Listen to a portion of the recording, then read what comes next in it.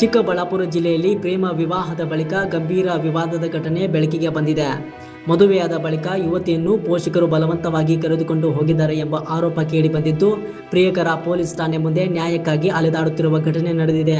ಗೌರಿಬಿದನೂರು ತಾಲೂಕಿನ ಹೊಸೂರು ಗ್ರಾಮದ ನವೀನ್ ಹಾಗೂ ರಮ್ಯಾ ಕಳೆದ 5 ವರ್ಷಗಳಿಂದ ಪ್ರೀತಿಸುತ್ತಿದ್ದು ಅಂತರ್ಜಾತಿ ವಿವಾಹ ಮಾಡಿಕೊಂಡಿದ್ರು. ಆದರೆ ಮದುವೆಯಾದ ಬಳಿಕ ಯುವತಿಯ ಪೋಷಕರು ಆಕೆಯನ್ನು ಬಲವಂತವಾಗಿ ಮನೆಗೆ ಕರೆದುಕೊಂಡು ಹೋಗಿದ್ದಾರೆ ಎಂಬ ಆರೋಪ ಪ್ರಿಯಕರ ನವೀನ್ ಮಾಡಿದ್ದಾನೆ. ಈ ಘಟನೆ ಬಳಿಕ ರಮ್ಯಾನನ್ನು ಹುಡುಕುತ್ತಿರುವ ನವೀನ್ ಪ್ರೇಮ ವಿವಾಹದ ತನ್ನ ಪತ್ನಿಗಾಗಿ ಪೊಲೀಸ್ ಠಾಣೆಗಳ ಮುಂದೆ ಅಲೆದಾಡುತ್ತಿದ್ದಾನೆ. ಸರ್, 1 ತಿಂಗಳು ಬೇಕಾ ಸರ್ ಹುಡುಗಿನ ಕರ್ಸಕ್ಕೆ? ನಾವು 1 ತಿಂಗಳಿಂದ ಹೋಗ್ತಾ ಇದೀವಿ ಸ್ಟೇಷನ್ ಹತ್ರ. ಅವ್ರೇನು ರೆಸ್ಪಾನ್ಸ್ ಕೊಡ್ತಿಲ್ಲ ಪೊಲೀಸ್ ಅವರಲ್ಲಿ. ಗೌರಿಬಿದನೂರು ಸ್ಟೇಷನ್ ಅಲ್ಲಿ ನಾವು SP ಹತ್ರ ಹೋಗೋಣ ಅನ್ಕೊಂಡು SP ಸರ್ ಹತ್ರ ಹೋಗೋಣ ಅನ್ಕೊಂಡಿದ್ವಿ. SP ಸಾಹೇಬ್ರು ಚೆನ್ನಾಗಿ ಇದು ಮಾಡ್ತಿದ್ದಾರೆ. ಅವ್ರ ಹತ್ರ ಹೋಗೋಣ ಅನ್ಕೊಂಡು ಇಲ್ಲಿ ನಮ್ಮ ಗೌರಿಬಿದನೂರು ಸ್ಟೇಷನ್ ಅಲ್ಲಿ ಏನು ರೆಸ್ಪಾನ್ಸೇ ಮಾಡ್ತಿಲ್ಲ. ನಾವು ಇರೋದು ನಾನು ಒಬ್ನು, ನಮ್ಮ ಮನೆಗೆ ನಮ್ಮ ಅಮ್ಮವ್ರು ಒಬ್ಬರೇ ಇರೋದು, ನಮ್ಮ ತಂದೆಯವರಿಲ್ಲ, ನಮ್ಮ ತಂಗಿ ಮದುವೆ ಆಗಿದೆ. ನಾನೊಬ್ಬನೇ ದುಡಿಬೇಕು, ಇದು ಮಾಡಬೇಕು. ನಾನು ತಾಳಿ ಕಟ್ಟಿದ್ದೀನಿ ಹುಡುಗಿಗೆ. ನಾನು ಮದುವೆ ಮಾಡ್ಕೊಂಡಿದ್ದೀನಿ. ಇಬ್ಬರು ಇಷ್ಟಪಟ್ಟೆ ಮದುವೆ ಮಾಡ್ಕೊಂಡ್ವಿ ಸರ್. ಇಬ್ಬರು ಇಷ್ಟಪಟ್ಟು ಮದುವೆ ಮಾಡಿಕೊಂಡು ಅವರು ಬಲವಂತವಾಗಿ ನಾವೇ ಹೋಗಿ ಸ್ಟೇಷನ್ ಹತ್ರ ಹೋಗಿ ನ್ಯಾಯ ಕೇಳಕ್ಕೆ ಹೋದ್ರೆ ಅವ್ರು ನಮಗೆ 1 ತಿಂಗಳಿಂದ ನ್ಯಾಯ ಕೊಡಿಸಿಲ್ಲ. ಇವತ್ತು ಕರೆಸ್ತೀವಿ, ನಾಳೆ ಕರೆಸ್ತೀವಿ, 15 ದಿನಕ್ಕೆ ಕರೆಸ್ತೀವಿ ಅಂತ ಹೇಳಿದ್ದಾರೆ. 1 ತಿಂಗಳು ಆಗೋಯ್ತು. ನಾವು ಕಾದು ಇವತ್ತು ಕರೆಸ್ತಾರೆ ಅಂತ ನಾವು ಸುಮ್ಮನೆ ಆಗೋಗಿ ಇದು ಮಾಡಿದ್ವಿ. ಅದಕ್ಕೆ ನಮ್ಗೆ ನ್ಯಾಯ ಬೇಕು ಅಂತ ನಾವು ಅವ್ರಿಗಿನ ಕರೆಸಿ ನಮ್ಮ ಮುಂದೆ ಹುಡುಗಿಯನ್ನ ನಮ್ಮ ಮುಂದೆ ಅವ್ರ ಮನೆಯವ್ರು ಯಾರು ಇರಬಾರ್ದು ಜೊತೆಯಲ್ಲಿ.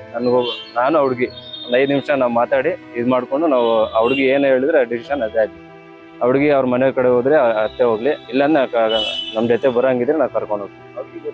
ಏನೆಲ್ಲ ಮಾಡೋದು ಹುಡುಗಿ ಲಾಸ್ಟ್ಗೆ ಹುಡುಗಿಗೋಸ್ಕರ ಮೊನ್ನೆ ಸ್ಟೇಷನ್ ಹತ್ರ ಹಿಂಗೆ ಹೇಳಿ ಬಂದೆ ಸರ್, ನಂಗೆ ನ್ಯಾಯ ಸಿಕ್ಕಿಲ್ಲ ಅಂದ್ರೆ ನನ್ಗೆ ಆದಂಗೆ ಬೇರೆಯವ್ರಿಗೆ ಆಗ್ಬಾರ್ದು ಅಂತ ನಾನು ವಿಷಯನ ತಗೊಂಡು ಹೋಗಿದ್ದೆ.